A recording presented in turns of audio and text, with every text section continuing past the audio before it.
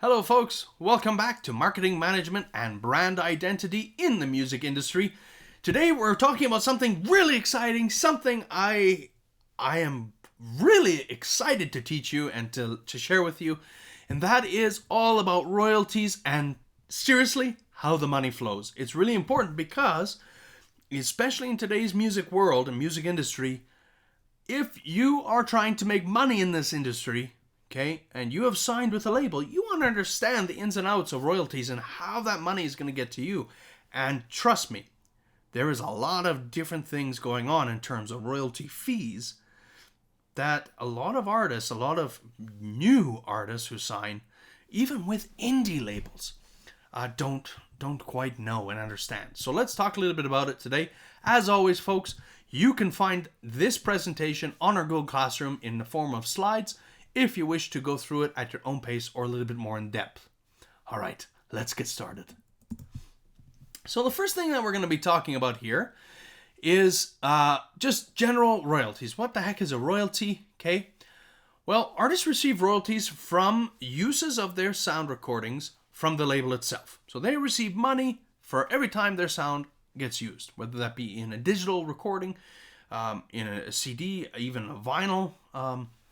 Artists receive some form of payment from their music. Now remember, every time the music gets played, somebody gets paid. Okay, don't get played. You want to make sure you get paid. And so it's important to understand these royalties. So what are royalty rates? Well, they are based on sound recording uses. So for example, the sales of those sound recordings, digital distribution, CDs, okay? They are dealt in terms of percentage points. So 1% equals 1 point. Now the norm is between 13 and 16 points, or 13 and 16% royalties. Okay, this is actually a pretty good rate for new artists in today's market. But 13 to 16% of what? Okay, this percentage of royalties is applied to both the retail and the wholesale price. Okay, retail price is what the stores sell it at. Wholesale price is what the stores buy it at. Remember, retail stores always mark up their products so that they make some money. Record companies suggest to retailers how to sell their product and what price to sell it at. This is called the Suggested Retail List Price, SRLP. This is the initial price for determining how the royalty rate is going to be applied. Remember, that rate usually in today's world is between 13 and 16 points, or 13 and 16% for royalties. Okay, this is the royalty rate. Now, record companies, like I said, suggest to stores, to retailers, hey, you know what? You're buying it at this rate, at the wholesale rate.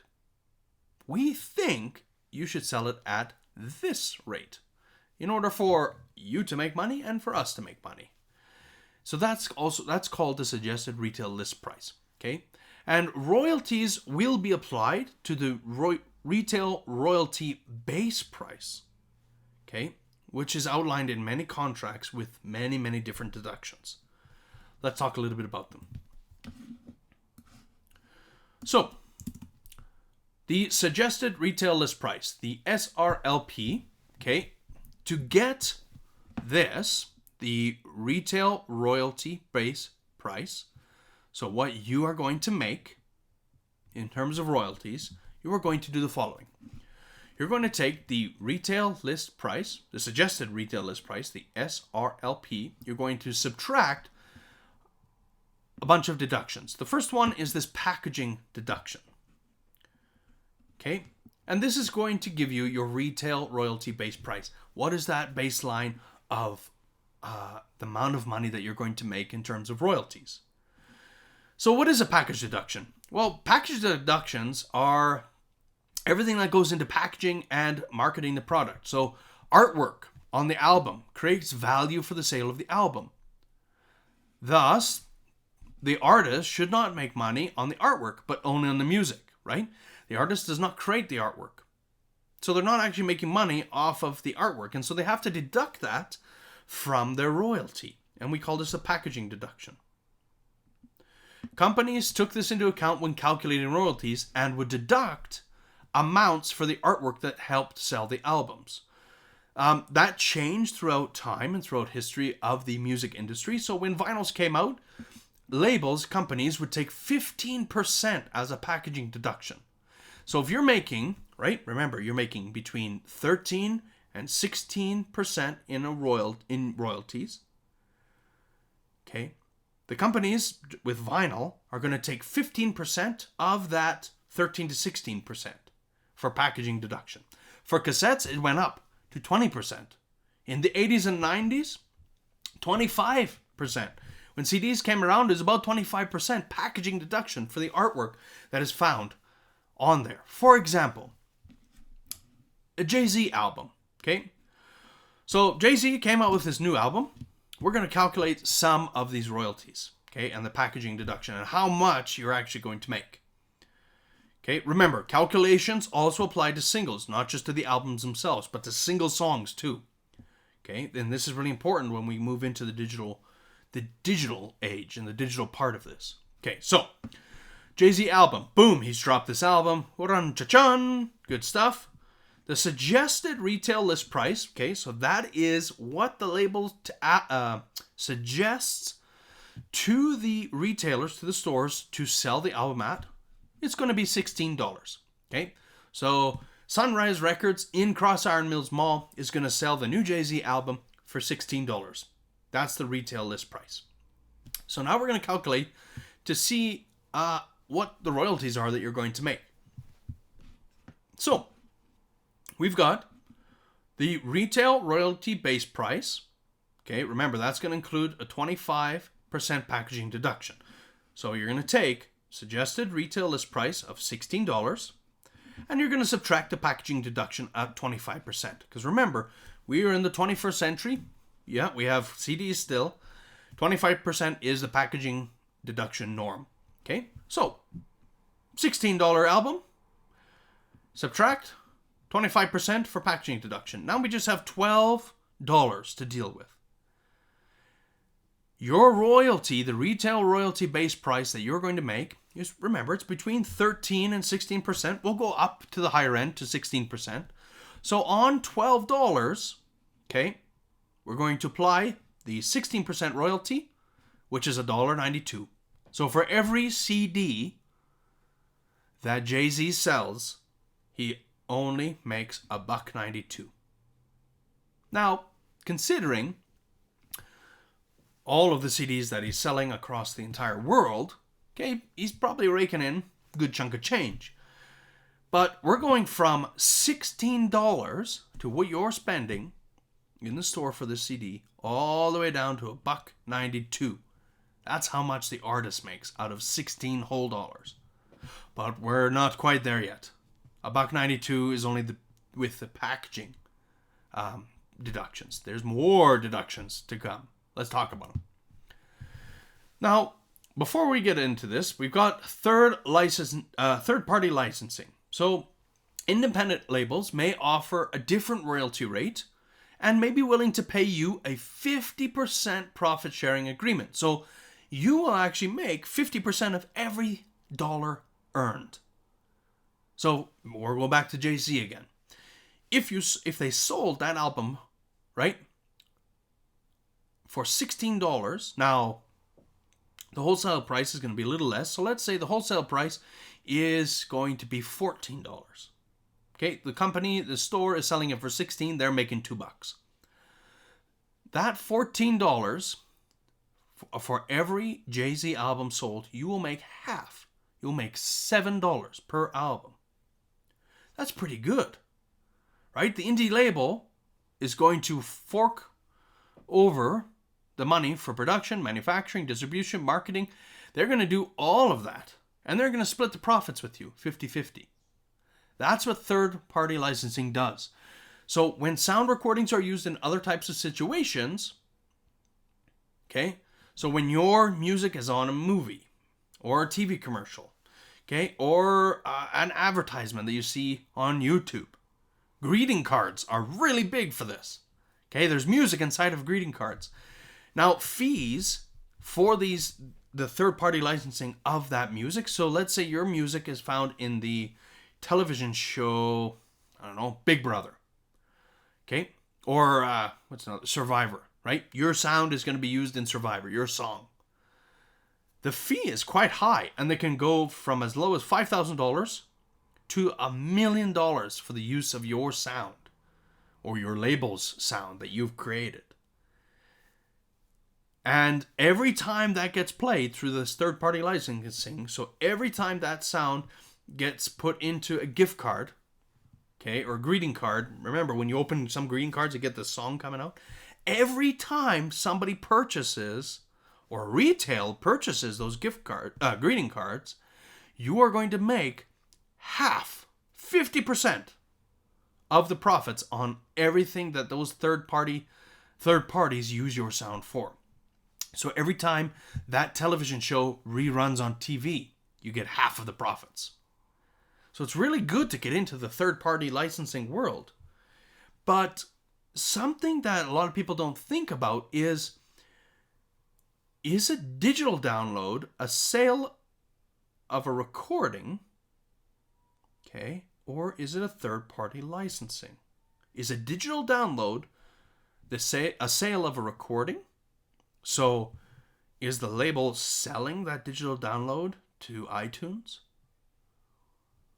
Or is iTunes, okay, the third party in this and buying only whenever it needs to buy your single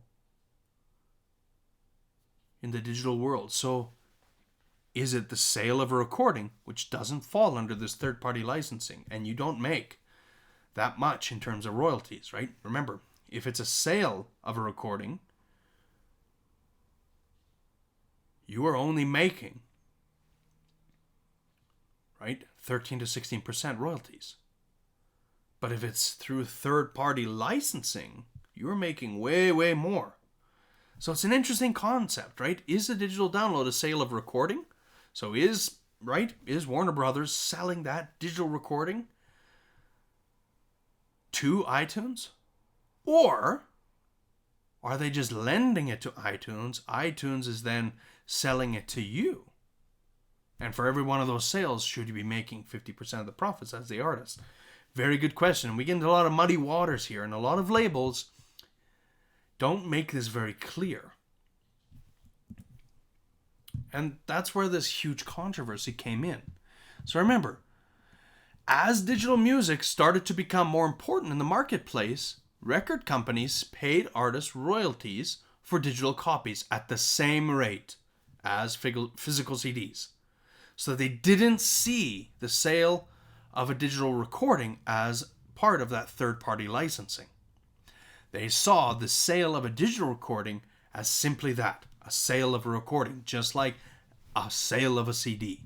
And so you're only making between 12 and 15% or 13 to 16% royalties on that. But many industry insiders have argued that the sale of digital copies should be considered a traditional sale, but it should not rather be considered a traditional sale, but should rather be a third-party licensing sale of the recording. Because most recording agreements require record companies to pay 50% of the income for the third-party licenses. Remember, third-party licensing, you receive half of the profit. The people that support the third-party license theory argue that it is a better portrayal of what the business arrangement actually is, what is actually happening. The cost is lower in providing a digital copy than it is an actual physical album. And so there is no packaging fee. And so there is no true sale of something physical. It's all in the digital realm. And this then brought us to the debate with Eminem, okay, or his actual name, Marshall Mathers. Okay, and if you want to have a read, I've given you these on our Google Classroom as well as in the slides. You can click on them. Okay, there's a really good argument from John Kellogg. Okay, he's a professor at Berklee College of Music. He's actually an entertainment lawyer, and he deals a lot with these kinds of controversies. But there's a case study, and I highly recommend that you take a look at this article from 2010. Okay, Eminem and a few others around him decided that, you know what, we should be making 50%. This is a third-party license agreement. We should not be making 13 to 16% of royalties here. We should be making half of the profits. And so in 2010, he actually went to court. And now it's very interesting because an outcome of a case like this could really set a true precedence going forward for artists, and especially because we now get most of our music from the digital realm. And so this case could have set a really good preference, and it could have, except that the label settled with Marshall Mathers, with Eminem. So there was no actual ruling on the case, but they settled. So even though the judge agreed that a digital download was like a third-party license and not like the sale of a song or an album, the label, the record company, paid and settled with Eminem. And so the case was thrown out. And the record company settled and gave Marshall Mathers 50% of the sales as a royalty. But because the case never actually finished, there is no precedent for any other artist to receive the same deal.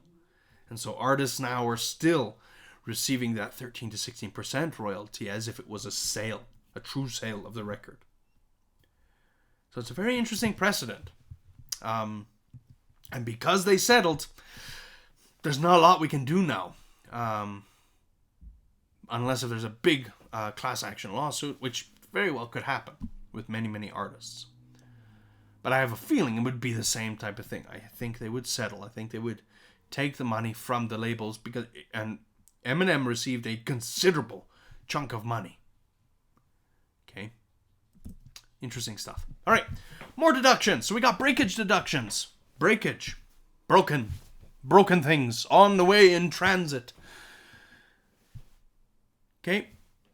Breakage or packaging deductions, okay, remember, are based on the price to which the royalty rate is applied. Breakage deductions, okay, are based on the number of records sold. For example, companies, okay, had a concern that the number of records made in the plant and the number of records sold to retailers could be broken in transport. Now, we don't have a lot going on in terms of actual buying of physical records anymore, but what we did, okay, and we still do to some extent, Sunrise Records, right? You can buy records, vinyl, CDs, maybe cassettes. I don't think cassettes anymore, but the process from the manufacturer to those retail stores, sometimes things get broken. Now, in the 1940s, okay, 78 RPM shellac records, okay, not really vinyl records, but vinyl was more durable. Okay, shellac records in the 1940s broke a lot. Okay, 10 to 15% of all records that were shipped, these shellac type records, broke. And so that means that the record company does not have to pay you, the artist, for these broken records, even though your sound is on the record itself. The problem here, okay, lies in the fact that these provisions, this breakage deduction, stayed in contracts up until 2005. We did not have records up to 2005. New records. Cassette tapes. CDs. Now, by the way, CDs were marketed as indestructible. They couldn't be scratched. They couldn't be broken. Indestructible. So why were the record companies then applying these breakage deductions? We know that CDs are breakable. You can snap them in half. You can scratch them. You can lose data by scratching them.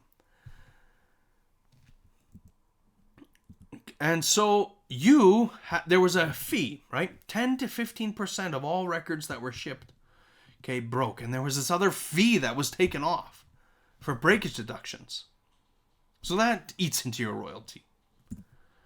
Free goods deduction. So in the physical market with CDs, like actual physical CDs, the salespeople, okay, are told to sell as many of these CDs to retail stores as possible. Sometimes, okay, they have to give something to the retail stores to entice them to buy more and sell more of these CDs. For example, Sunrise Records, okay, they want to buy 75 of Jay-Z's new album. Okay? But the salespeople from Warner Brothers, or whoever the label is, okay, they come back and they say, actually, you know what? If you buy 100 copies, we'll give you 15 copies for free. Those extra 15 copies are called free goods. And unfortunately, any money made off of those 15 copies, you don't make any royalties off of. We call this the free goods deduction. Okay? You don't make any money off of those extra copies that the salespeople give out. So if Sunrise Records decides, you know what, I'm going to take that deal. They buy 100 copies of Jay-Z's new album. They then receive 15 free copies from the label. Let's say they sell out every single album. So they sell 115 copies of Jay-Z's new album. Now, by the way, that would be astronomically awesome or a fluke if that were to actually happen. But let's say they sold all 115 copies. Well, you are only going to be making royalties off of 100 of those 115 copies. Because those free goods, those 15 free copies that were given out to entice the retail store to buy more, the retail store is making all the profits on those 15 copies. You're seeing zero of that money. Interesting stuff. All right, there's also another deduction. It's called the reserve deduction.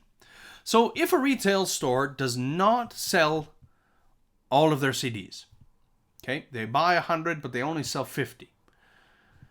Those retailers can return those CDs for a credit with the company, for credit from the label for purchases in the future, right? For example, they sell only 600 out of 1,000 of a particular album. Well, we call these unsold albums reserves, okay? And the labels actually hold a percentage of your royalties to account for any of these returned albums that don't get sold. Let's talk about it as an example. So a company ships 1,000 CDs, and you're earning 15 points or 15% royalties on those 1,000 CDs. The album is going to sell for $7.50 wholesale. So that's what the retailer, the store, buys it for. So you're going to be earning, right, 15% royalty on that $7.50. That is about $1.12 per album that you're making. But out of those 1,000 CDs, your royalties in total are going to be about $1,100. The company, however, is going to take 25% of that $1,100 for the reserve portion, or about $250, $260, and they're going to hold that for a certain period of time, waiting for those albums to sell. Okay, or waiting for those albums to get returned. And if they do get returned, you don't make any money. But if they don't get returned, the label, the company is going to give you that 25% back. Okay, so let's break it down a little bit. 1,000 CDs that the store buys. You're making 15% on the royalties off the wholesale price of those CDs. The wholesale price of this new Jay-Z album is $7.50. You are going to make $1.12 for every album sold. That's 15% of $7.50. So in total, out of those 1,000 CDs, you are projected to make $1,100. But the label, the record company, is going to withhold, is going to take $250 of your $1,100 and put it away. They're not going to do anything with it, but they're going to wait. And sometimes they'll wait for up to 2 years to determine whether or not the retailer is going to send back any of the unsold albums. And if they do, you don't make any money off of those unsold albums. And the company's going to take a chunk of that reserve. But, for example, let's say all 1,000 CDs sell. Well, the label that has taken your 25%, at $250, they're going to give it back to you. Because the company, the retailer, the store, was able to sell all of those albums. So, in summary, all right, lots of money going on here. So, in summary, okay, royalties are based on the sale of records. Okay, you're going to apply, the labels apply a royalty rate, which is usually from 13 to 16% of either the retail or wholesale price, depending on what the contract says. Okay, most often than not, excuse me, it's the wholesale price. There's different types of deductions. Packaging deduction. Okay, so there's a deduction taken off of your royalty for the artwork. Yes, there's still a breakage deduction. There's also the free good deduction. Remember, those incentives. Hey, if you buy 100 of these albums, we'll give you 15 for free. But sorry, the artist isn't going to make money on the 15 albums that we're giving out. And there's the reserve deduction. The company is going to withhold a chunk of your royalty just in case those retail stores don't sell all the albums they buy and they return some. But the big question here is, do any of these deductions apply to music in the digital age? Are they relevant today?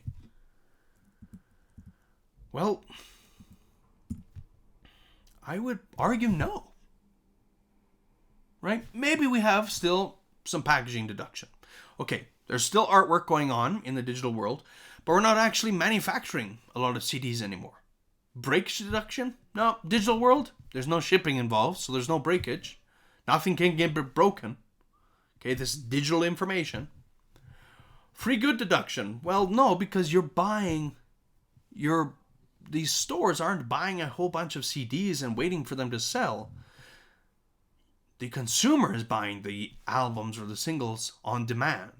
And so there's no need for these free goods. There's no incentive of saying, hey, iTunes, if you get 600 copies of these digital downloads, we'll give you 400 for free. Okay, that doesn't make any sense in the digital world. And the reserve deduction, well, these big box stores, these retail stores are actually, and unfortunately, going out. And in the digital age, nobody's returning music. You can't return music in the digital age. Once it's bought, it's bought. But now we get to streaming services, right? The digital age in terms of streaming services. So anytime a recording is digitally transmitted, so through the cable, through satellite, radio, web, excuse me, the company and the artists are entitled to money every time those things get played. Okay, the problem here is that the amount that is being paid through these streaming services is very small. Pennies to the song. For digital streaming, okay, for streaming, so the sale of digital music, so when you buy and download a single for 99 cents, the company and the artist make less than 1 cent. But for streaming services like Spotify and Apple Music, those pennies are broken down even more. So the amount of money that's getting paid back to the artist, back to the label, back to the company is even smaller in streaming services. There's two types of streaming. The non-interactive streaming, okay, where a person who is listening cannot decide what to listen to. Okay, for example, Pandora pays 0.1 cents per stream, so less than a cent. Interactive streaming like Spotify, where you can actually choose particular songs. Okay, the royalty rates, they increase to 0.3 of a cent per song, so a little bit more. Okay, still very low though. Not a lot of royalties being made here. Okay, but where the royalties are getting made, or where the money is getting moved around and paid in the streaming digital world is through advertising and subscription. These costs, there's a percentage of the advertising costs and the percentage of the subscriptions that are being paid into these companies that are then divvied out in terms of royalties. So there's a percent of those earnings that are given to the artists and to the labels as well. Every record company and every artist needs to register, though, with Sound Exchange in order to receive any kind of royalties from internet streaming and the digital transmission of their music. I'll repeat that. If you are wanting to get royalties and make money off of streaming your music or the digital transmission and download of your pieces of music, you must, by law, register with Sound Exchange. If you don't do this, you are going to see $0 in terms of royalties for your music that is streaming. So Sound Exchange, go to their website, register. There is a small fee, okay, if you're wanting to make money off of your music that is being streamed or digitally downloaded. Take a look at this really great website, okay, Future of Music. It's got a whole bunch of different graphic organizers of how, not graphic organizers, sorry, infographics of music, how the money flows, in the music industry, and it goes through, right? If you're streaming, if you've signed with a label, if you are an independent artist and you've signed with a label, but you're streaming your music in a different way, it goes through all of that. So be sure to check out this website, okay? Check out how the money actually flows and what percent, which chunk goes where, okay? So this website, truly, the Future of Music Coalition, they've done a really great job in breaking down the flow of the money and where the money actually goes and how much of it goes where, okay?